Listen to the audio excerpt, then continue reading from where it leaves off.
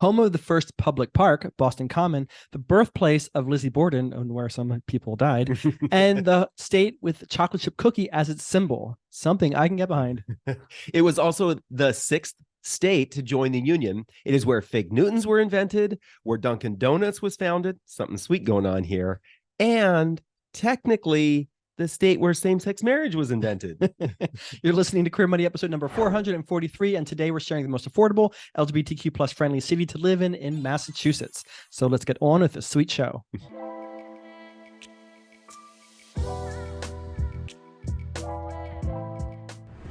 The mission of Queer Money is to financially empower the LGBTQ plus community.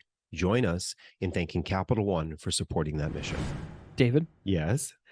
Say sixth state. Sixth state.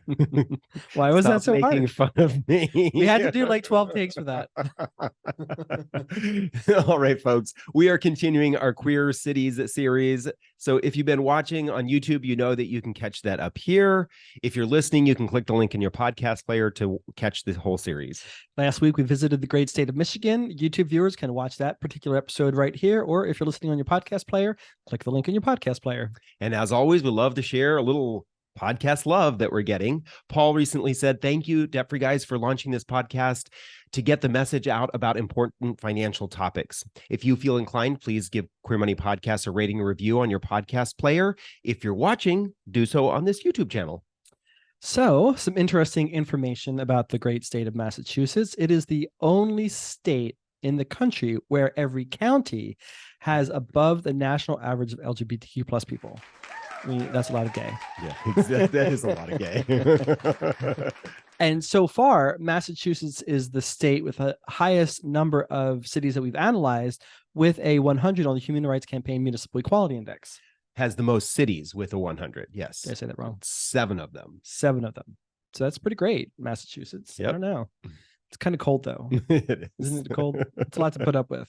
But anyway, and so per our ranking, as we'll discuss here in a few minutes, there is only 1 point that differentiates the runner-up from the winner. It's a very tight race on this state. Tight race. So who is the runner-up? The runner-up is Northampton. Why? Because, well, it got a 100 on the Human Rights Campaign Municipal Equality Index. Home values average $421,000 per property. It's the third best in the state of Massachusetts. Rents are $2,198 per month on average for a 2-bedroom, 2-bathroom apartment.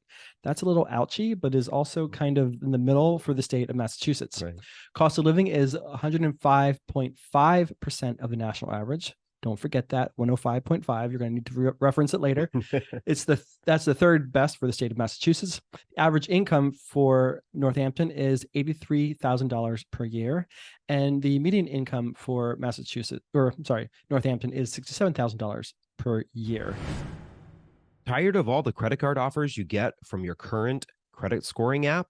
Download CreditWise by Capital One today to avoid them. So, David, see if you can say this right. So our winner is a state or city where we had to literally look up and reference from both Google and YouTube, which is like the same thing, the real way you say this city's name, because it's spelled Worcester, but pronounced Worcester. And if you're a Bostonian, it's Worcester. Yeah, exactly. So why is Worcester the winner for the state of Massachusetts? Also, it got a 100 on the HRC MEI. The home values came in at $381,000, which was second best for the state of Massachusetts. Its rents came in at $1,796. Again, second best for Massachusetts. Got something going on here. And its cost of living, 105.1.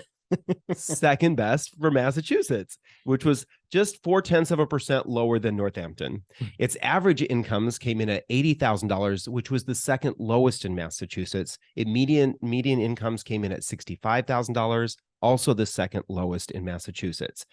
So we got some second best and some second worst, but it still ended up being our number one on our list. So a lot of you are probably saying, why not Boston? Boston. Yep. Well, Boston was tied for fourth. Its housing, rents, and cost of living were considerably higher than the winner and the runner-up. Then some of you may be saying, why not P-Town? Well, P-Town was tied for 6th. Its housing costs were even considerably higher than Boston, and its rents were just slightly lower than Boston, and its cost of living was about the same. So Boston and P-Town are just a little bit off the list here, but what was interesting is only 5 points separated number 1 all the way through number 6. So you kind of almost can't go wrong in Massachusetts. Yeah, exactly. How you would see that. All right, great things about Worcester. It's known as the heart of the Commonwealth. It is just 40 miles from Boston, so you can live in Worcester and work in Boston, or maybe work remotely and benefit from the Boston salary. It has a long history of being inclusive to the LGBTQ plus community, and consequently has a lot of supportive services for the community, as well as great social life, bars, restaurants, and what have you. And Pride is typically in September. It was September 9th this year. So congratulations, Northampton and Worcester. And the state of Massachusetts.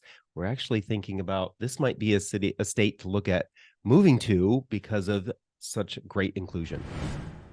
Financial independence with a checking and savings account that doesn't nickel and dime you with fees. Get a Capital One 360 checking or 360 performance savings account at Capital One today. On next Thursday's Queer Money bonus episode, we're going to be covering the most affordable, gay-friendly city in the state of Maryland.